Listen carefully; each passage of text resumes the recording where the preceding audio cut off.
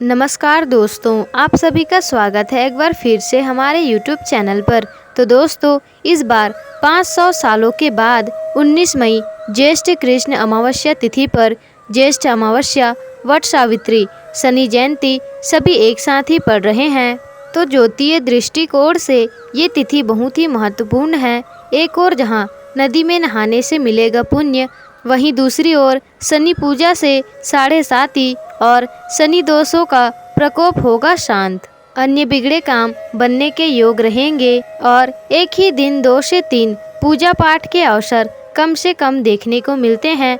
इस दिन आप एक खास उपाय कर सकते हैं। शनि देव की कृपा, पितरों की कृपा, अखंड सौभाग्य का आशीर्वाद और पुण्य फल की प्राप्ति आप कर सकते हैं। ये दिन सुख सौभाग्य के साथ ही शनि देव की साढ़े साती और ग्रह दोष से राहत भी आपको प्रदान करने वाला होगा। ज्येष्ठ अमावस्या के दिन फलदाता शनि देव का जन्म हुआ था, तो इस शनि जयंती के दिन आप शनि देव की पूजा करके साढ़े साती और शनि दोषों से पा सकते हैं राहत।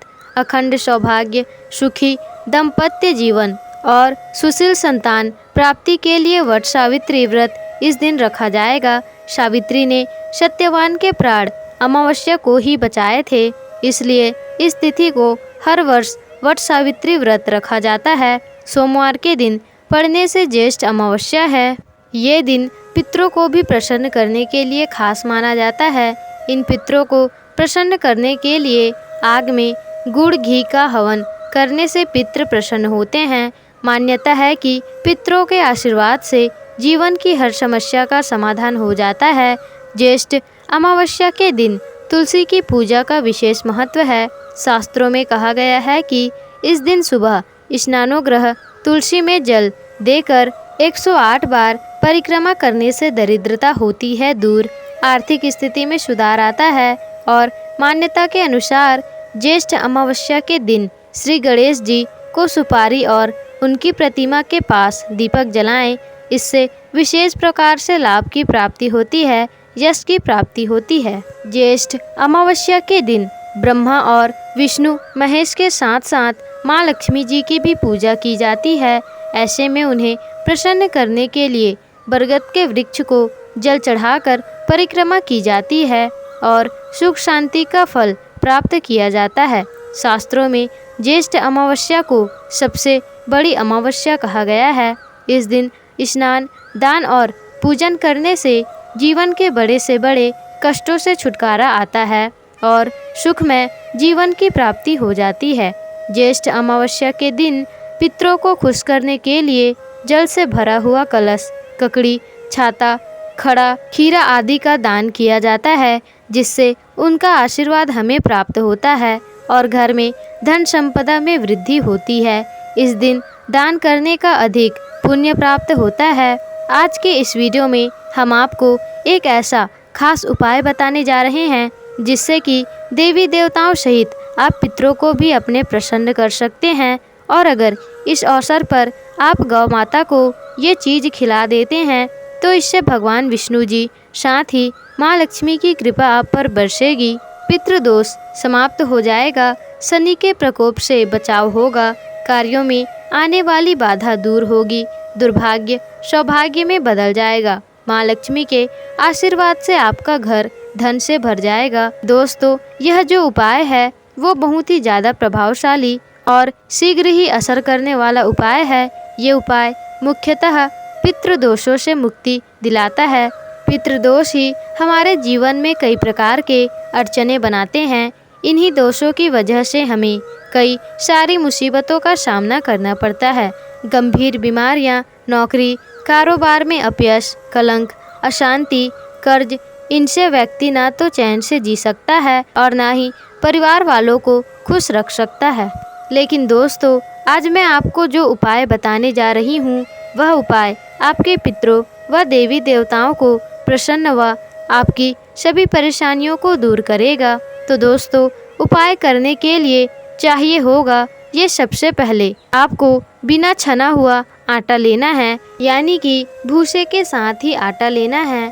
स्नान आदि के बाद इस उपाय को आप करें। स्वच्छ पानी से इस आटे की आपको 2 रोटी बनानी है। उसी मात्रा में आपको आटा लेना है जितना आपको बनाना है। बेलन चकले से चूल्हे में बनाएं और दोनों रोटियों को अलग अलग प्लेट में रख देना है।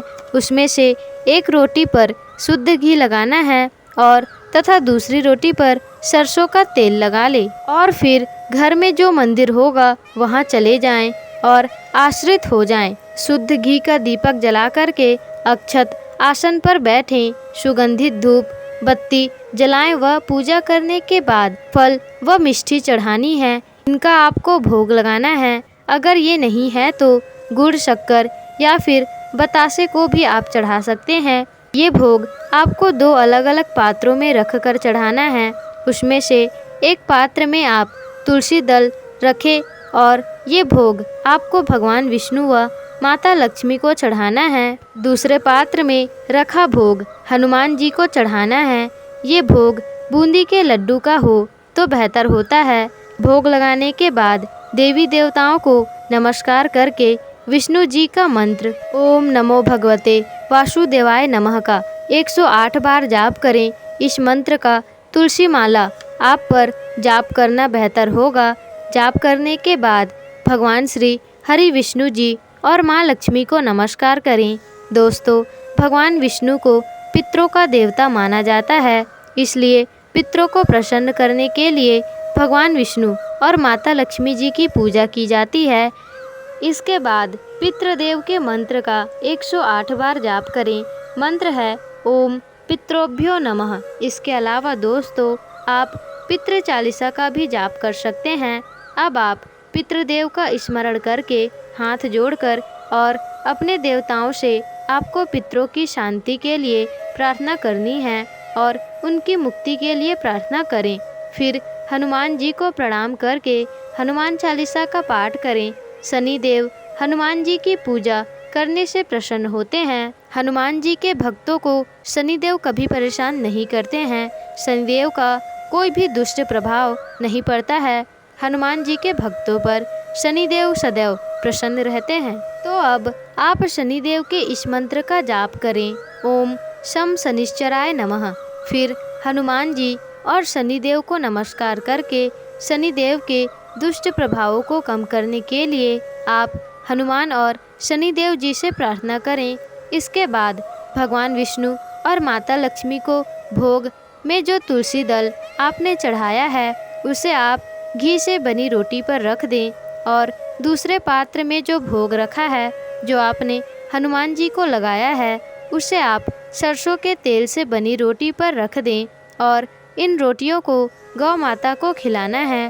दोस्तों, गौ माता की महिमा अपरंपार है। शास्त्रों में बताया गया है कि गौ माता में 33 कोटि देवी देवता वास करते हैं। मनुष्य अगर गौ माता की सेवा करे तो वो संकटों से बच सकता है। गाय की पूंछ छूने मात्र से ही मुक्ति का मार्ग खुल जाता है। तो गौ माता के पास जाकर के गौ माता को नमस्कार करें और जो भी भोग आपने लगाए थे वो गौ माता को खिला दें। और अगर आपको काले रंग की गौ माता मिले तो बेहतर है, नहीं तो आप किसी भी गौ माता को एक खिला सकते हैं। खिलाते समय गणेश जी का स्मरण करें। फिर पितृ देवता का स्मरण करें कि उनसे पितृ दोष की मुक्ति की प्रार्थना करें। दोस्तों, इस तरह गौ माता को रोटियां खिलाने से 33 कोटि देवी देवताओं का आशीर्वाद मिलता है और शनि के 7.5 दुष्ट परिणाम, पितृ दोष आदि से राहत मिलती है। कार्यों में वृद्धि और सुख समृद्धि संपन्नता को आगमन होता है और कार्यों में वृद्धि होती है, सुख समृद्धि संपन्नता का आगमन होता है। व्यापार कारोबार में वृद्धि होती है। गौ माता में माता लक्ष्मी का भी वास माना जाता है, इसलिए गौ माता की सेवा करने से पैसों से संबंधित सारी समस्याएं भी दूर हो जाती है। ये उपाय अत्यंत ही लाभकारी माना गया है। केवल इतना सा करने से आपके जीवन में बरकत बनने लगती है। दोस्तों, ध्यान रखिएगा, बासी रोटी नहीं खिलानी है आपको, ताज़ा रोटी होनी चाहिए। गौ माता को आदर्श पूर्वक दोनों हाथों से रोटी खिलाएं। रोटी को फेंकना नहीं है। रोटी खिलाते वक्त चप्पल उतार दें। और अगर महिलाएं ये कार्य कर रही हैं तो मासिक धर्म के दौरान आपको रोटी नहीं खिलानी है। ये उपाय आपकी धन समृद्धि में वृद्धि होती है। ये उपाय आपकी धन संबंधी में वृद्धि करती हैं और गौ माता को रोटी खिलाने से सुख समृद्धि में भी वृद्धि होती है। तो दोस्तों, पितृ दोष से भी आपको मुक्ति मिलती है। शनि दोष का असर कम हो जाता है। इससे देवी देवताओं की कृपा भी आपको मिल जाती है। तो दोस्तों, इस ज्येष्ठ अमावस्या पर उपाय आपको श्रद्धा पूर्वक करना है और अपने जीवन को संपूर्ण बनाना है। तो यह उपाय आप जरूर ही कीजिएगा। और दोस्तों, ऐसे ही और उपाय आपको जानने होंगे तो हमें कमेंट बॉक्स में ज़रूर बताइएगा। और अगर वीडियो अच्छी लगी हो तो वीडियो को लाइक, शेयर, कमेंट्स और चैनल को ज़रूर ही सब्सक्राइब कर लीजिएगा।